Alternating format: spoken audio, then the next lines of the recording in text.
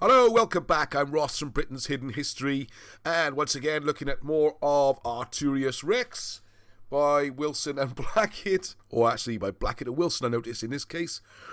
And if you saw previously, what we're talking about is this idea where we've got parallel kings in the kings list in the British records saying these were the kings of Britain, and they match, we were told, were the emperors of Rome. So what it would seem there, what Wilson and Blackett are proposing then, in what I have to say is an amazing book. Everyone should read this book. It should be on every syllabus. So much about British history to get a better understanding and just a fresh look at it, and you'll see it makes so much sense. Now, there are a set of kings called the Apostolic Kings, so I've jumped slightly forward in the book because they're the ones through this sort of early Christian period when Christianity started in Great Britain, not Rome. I mean, the Romans are burning Christians and persecuting them and all sorts. And in Britain, you see they weren't. And you get the early Christian kings like Brand, one of the first, or if not the first Christian king in the world. We'll come back to those because the reaction, great reaction. Thank you everyone for watching, and thank you for coming back and for commenting.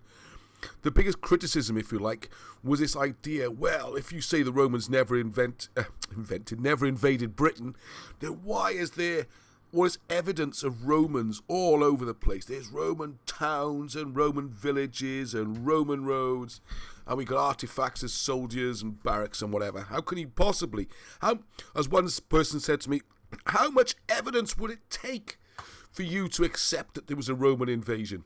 Well, none of this is going to count as evidence, as we'll explain on here, because the other criticism that comes up a lot is this idea that these sort of European peasants, it's levelled at other countries as well, but particularly against Britain and Wales, is this idea that poor little British had no history of their own, no royal family, no records.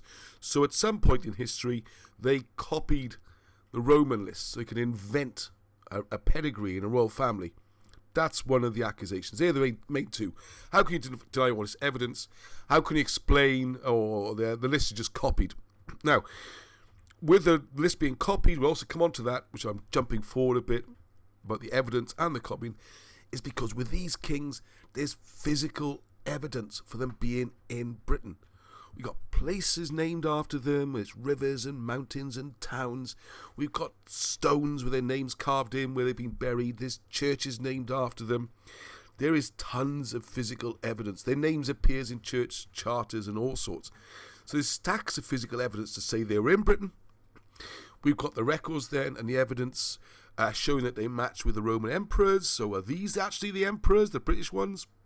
Which makes a lot more sense when you start to look at it properly.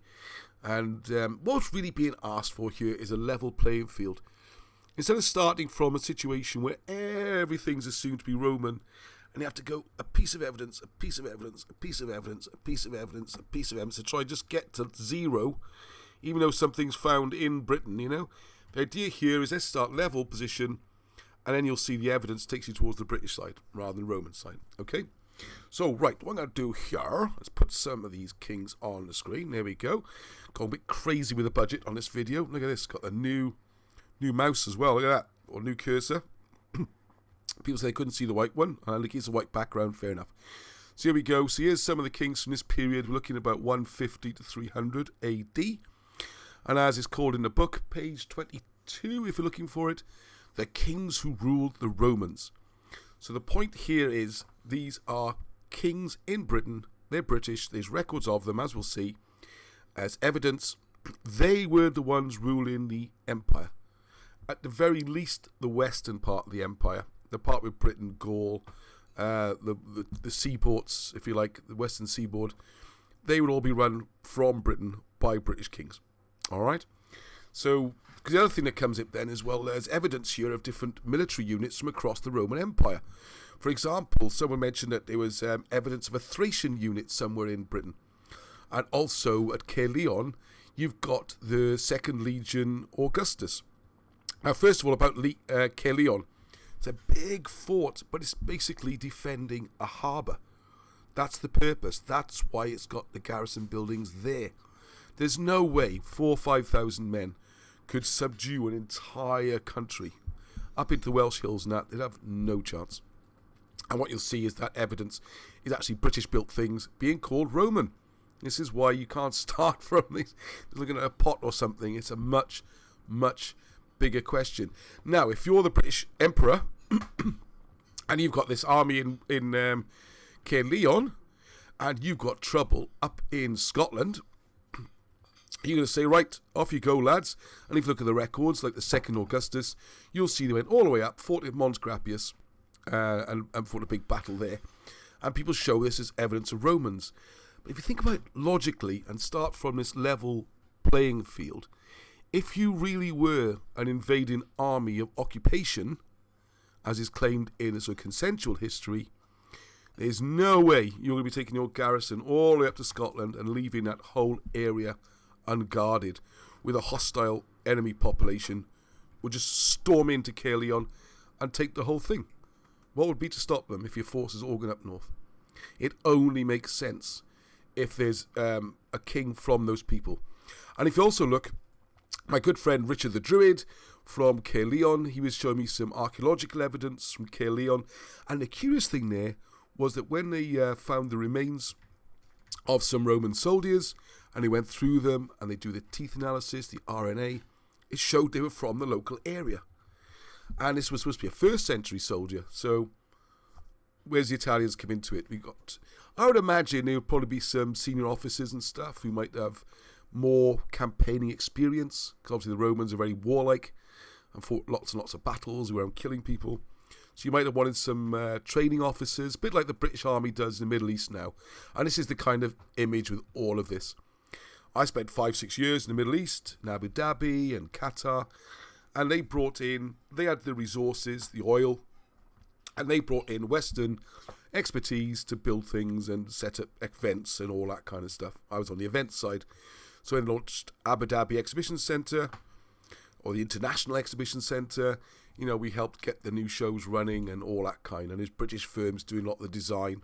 That's the way it works. So we have a similar situation in Britain, where Britain had the resources, all the rare metals, common metals like the iron, the copper, the tin, highest quality coal to do the smelting, lime to make the kilns. The whole thing was there, and this would have been the place. They've tried to drive in, they've taken parts of the south of England, but they've got no further, and they had to negotiate. And Sean Morgan wonderfully put it in the Facebook group the other day, just using your instincts and going through it all. We had all this stuff, and basically said they've tried to take it off us with the force. They've failed. So he said, right, if you want our stuff, then you can do some building for us. So if you want our iron, our coal, and our daffodils, then you're going to have to work for them. And a bit like British companies over in the Middle East building roads and buildings and towns and all the other stuff, they were doing the same thing here. So it isn't evidence of invasion at all. Okay, so let's go through some of these kings in my funky new display. So we got King Owain here.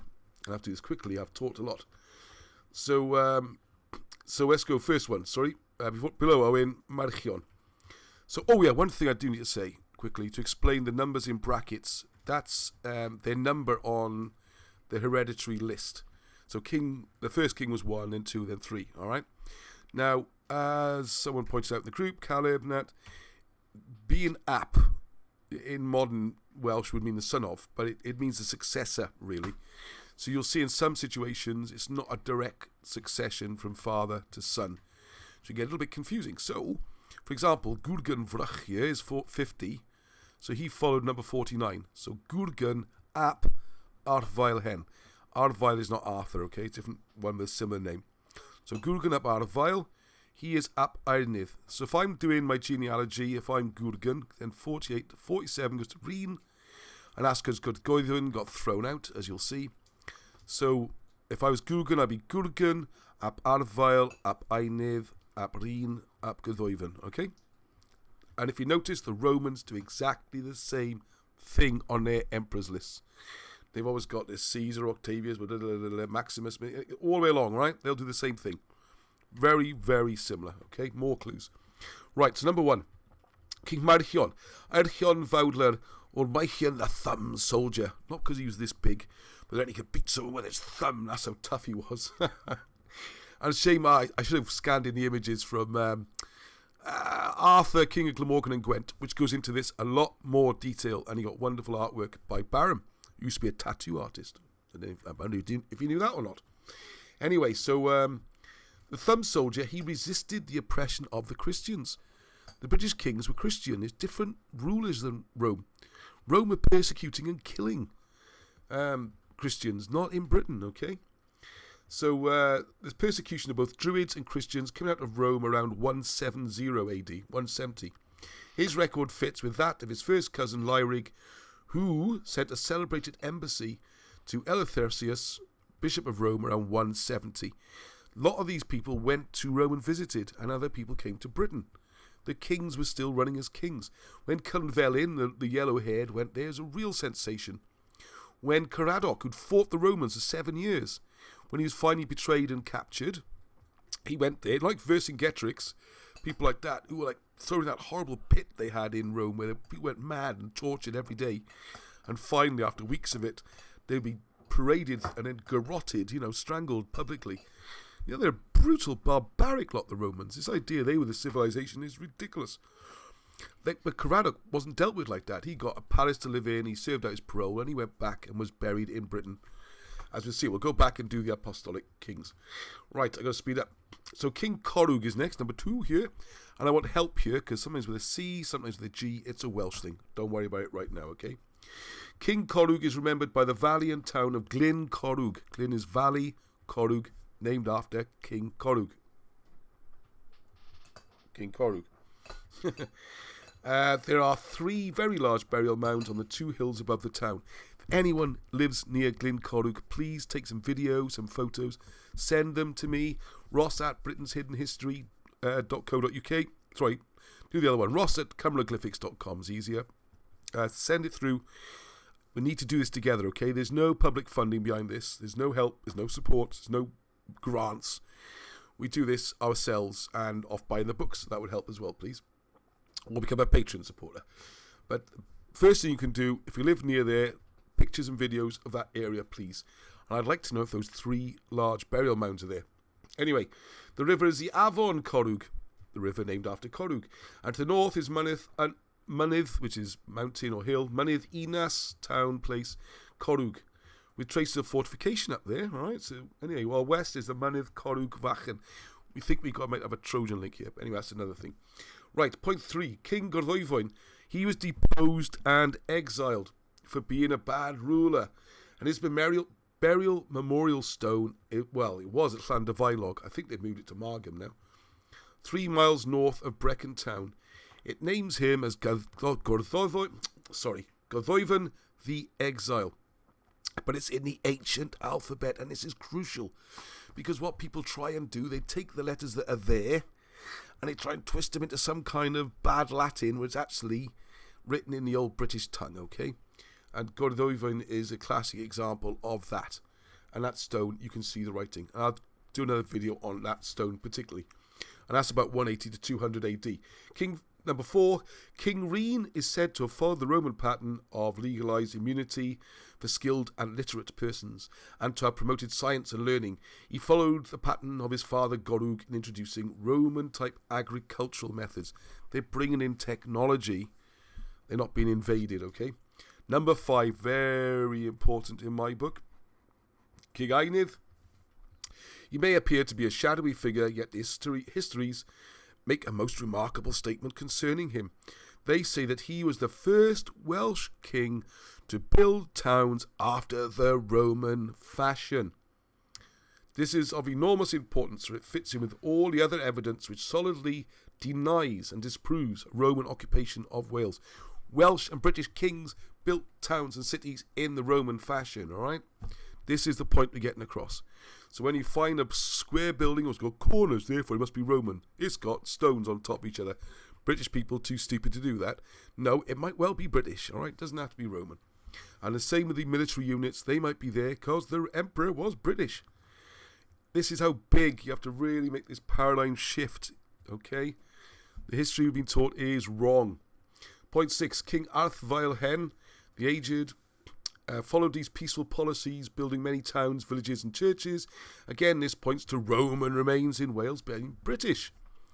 Falling behind on this. King 7, King Gulgenvrach. King Gulgenvrach, the Freckled. That's been called the Freckle King. With a strong arm or anything. I mean, I'm the freckles. Anyway, he rearmed the nation, enacting that all men should carry a bow and a sword. Right back then, the Welsh bowmen. Clearly, the 250 to 270 AD period was moving towards chaos as the Roman Empire was falling apart before Aurelianus restored it. So, and that's not Britain falling apart, that's the other side, okay? Then we got King Marcion, followed by Gulgen, and he continued the policy of building Roman-style towns and encouraging science and learning. Then we got a Meirig, a warrior king, another Meirig who's a warrior king, not the father of Arthur, another one, popular name in Wales. And in his time, the Irish Picts attacked Wales. This king successfully defeated them, but he was assassinated at Meirig's Wood in Dyfed. This one. He built a palace at Boverton in Glamorgan, where Roman remains are found. It's well recorded, it's not even disputed, that he built himself a palace in the Roman fashion. It's in Boverton, it's near Cowbridge.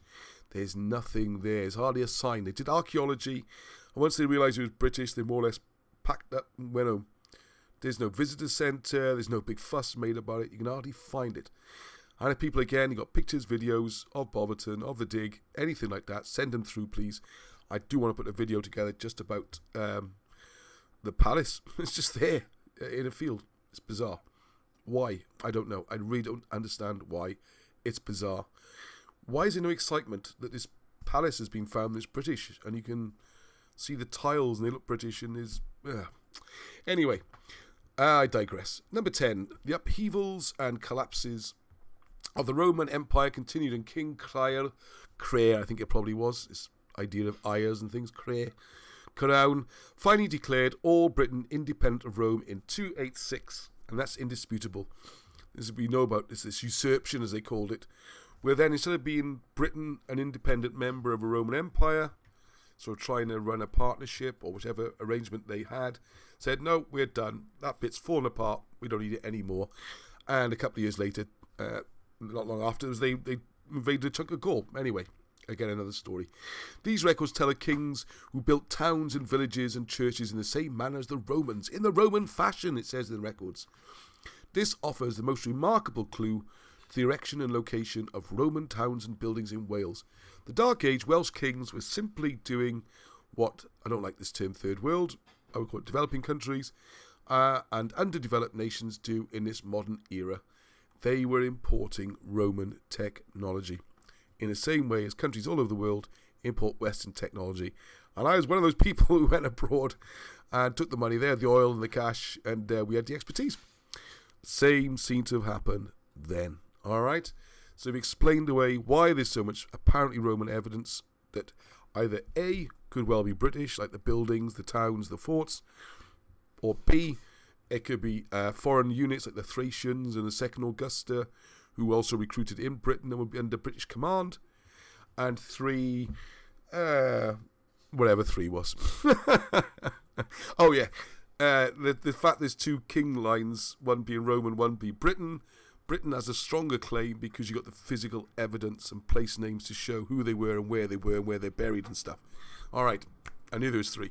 All right, so thanks very much. And more of this soon. And if you like it, you want to help keep the Britain's Hidden History thing going, there's lots of us doing this. There's no grants, no income. So if you could chuck £3 a month, not even 10 pence a video, into become a Patreon supporter, brilliant. Otherwise, just spread the word. Share these videos. Hit like. Tell your friends. And they're doing something for free to help the cause. And please, those photos and videos. All right. So until the next time, peace be with you. Hedwch.